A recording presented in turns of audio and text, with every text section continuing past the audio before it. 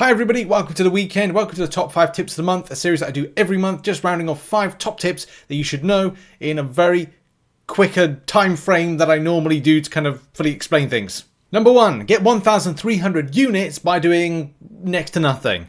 As you know, we have two events actually on the moment. I'll explain the third one later on. Light the Torch event. In the Light the Torch event, this is your means of either opening up crystals, playing with saga champions in different modes, and therefore getting up these different milestones, which you can see right here. It's up to you how you approach this, whether or not you're opening up crystals, the Glorious Games crystals, or you're going to fight in content, whether it's arena, whether or not it's road to labyrinth, whether or not it's event quest, whether or not it's encouragement, whether you're fighting anywhere in game using saga champions, you can benefit by getting some of these milestones, or all of these milestones. The final milestone is milestone 10, 500 points needed for it. Of course, open up crystals as you go, but if you do the Light the Torch event, you can get yourself 1,000 units. By that time of opening up some of the crystals that you've possessed going through, Opening Ceremonies will open up milestone number 3 for you, and you'll be able to pick up 1,300 units total. It's a really easy process to go and pick this up. Go do it now. Next up, using Sestertius, I'm probably not saying it right, and Aureus-based tokens. It's a bit of a weird one with this because we have 20, that's right, 20, I said that weird because I nearly said the wrong thing, 20 tokens to access the Ludum Maximus. Is very Latin.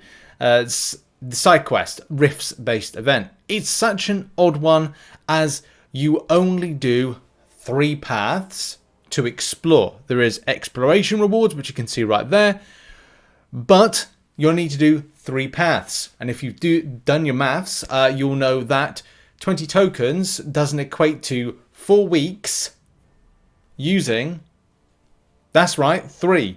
3 times 4 is 12. And that will mean that you'll have 8 additional accesses to this particular threat. How do the Aureus come in? Well, that's all about choosing the paths. You'll get 2 per week to basically say, hey, if I went on this randomly, I would probably land on the same path, 2 of the paths, and miss up the last one.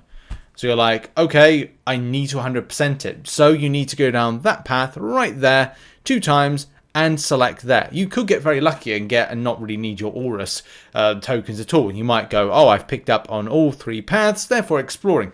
But it's highly unlikely that's the case, and you will need your Aureus in order to confirm the paths. This is handy as well if you're looking to structure to go, I want to do this path because I have to, as part of an objective, defeat the champions, because there is a sub-objective going on at the moment. If you click your objectives tab, it's defeat Wiccan, Doctor Strange, Dormammu, blah, blah, blah, blah, blah, blah, blah. So you might want to choose that specific path in order to go do it. So what do you do with the 8 additional accesses?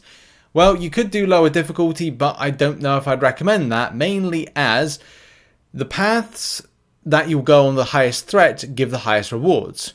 So you will be without decent rewards by doing lower difficulties. So I can imagine you'll probably go, I want to take my Sestertius tokens and go and do the most difficult I can possibly do, or the one that I'm kind of assigned to based on my progression, or the one I want to do based on my, what I want. So yes, I'm going to be using my 8 additionals in threat level 5 because I kind of need the better rewards that it gives on the path rewards, and that's the structure that I'm going with it. And I think that might apply as well for the Mysterium, because you do downgrade, I think, if you do lower difficulties. Now on to the Banquet ticket situation. I'm going to be doing a full video on this one, but I just want to make a kind of a quick mention as to the importance of it.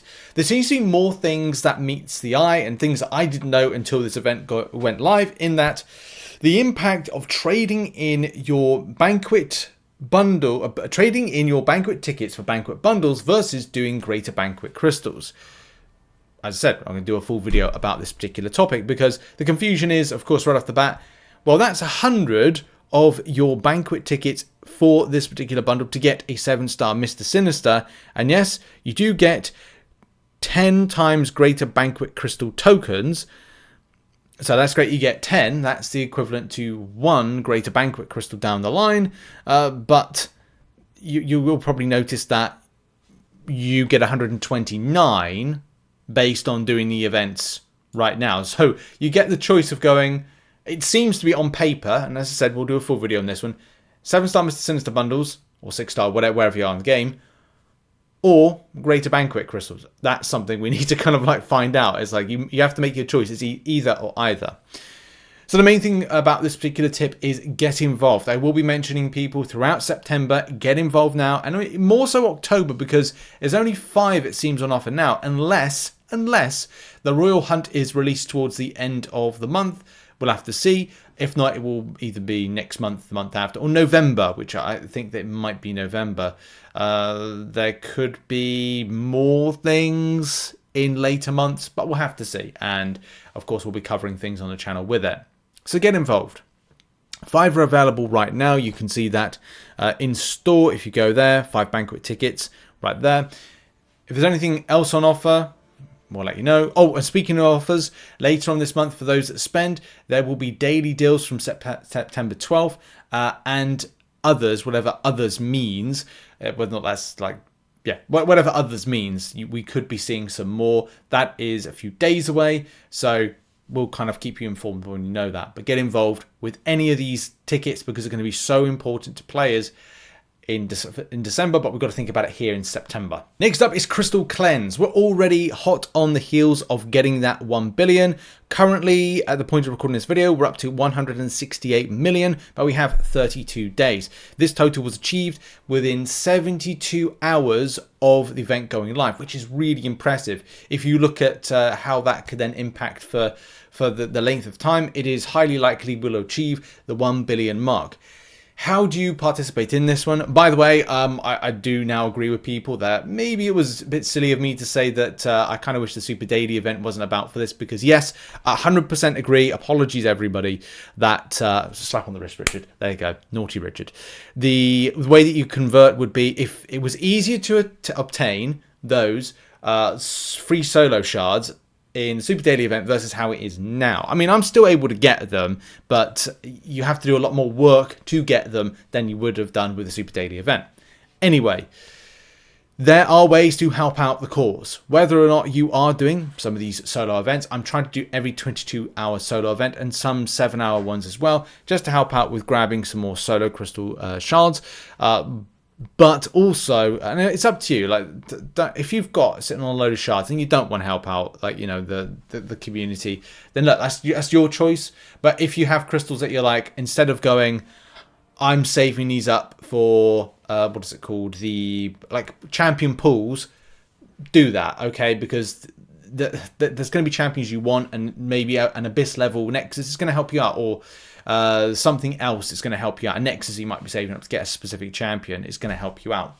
But if you look at some of your stores at the moment, make sure to use, we're going to talk about them in a minute, the little currency here for the tokens. Like make sure to use that, transfer them over, get some crystals. Black item market, if you are spending player, go and grab something from here. There's lots of crystals. Well, I say lots. There's a few there. Maybe you could do either not a trade in. Well, make sure, yeah, if you do a trade in there, that's one tier 4 CC to get 2 back of the tier 5 CC. And there's a few things on offer here. Just make sure that you're not doing the 3 to get 1. If you're doing 1 to get many, then that can be really helpful. But there's also other stores as well. We've talked about the usage of the Glory store, where you can get yourself some gold crystals. You get 5 gold crystals for 120 glory. Of course, that does vary. I think that varies from player to player, but go and make sure to kind of help out. Just check some of these places. If you've got some redundant currency, even the Battleground store, if there's something you kind of feel, oh, well, you know, I want to get myself some tier 6 CC, like there, like a tier 6 CC fragment crystal or whatever, depending on progression, you can help out the cause. Also, make sure to open up just any kind of redundant crystal. Why aren't you opening your crystals up, Rich? Well, I am saving them towards the latter point of the month so I can go and take a little break and do a crystal week, which I normally do. The final tip is all about this event here, the Champions Game. To some people, they are a bit confused with this. To others, they kind of get it. It's not, and it has no bearing on events like the grand ceremonies. No bearing at all. Opening ceremonies, no bearing on it at all. What this particular event is opening up your Knight Invulnerable Crystal, getting yourself some medallions and trading them in. It's got its own separate type of orientation with under the Trader's Outpost. You can, by collecting all of the tokens, which are these ones here, these medallions even, the Dedication Medallion, you can then trade them in for a 7-star Chilf, which is fantastic. You can actually reach that. I think when I calculated it was like 20 or something that you can get in total from it, so that's helpful. And at the end of it, you might be able to trade it in for some Mysterium, which again would be nice as well. But make sure to get that 7-star Chilf, 6-star Chilf, whatever based on your progression.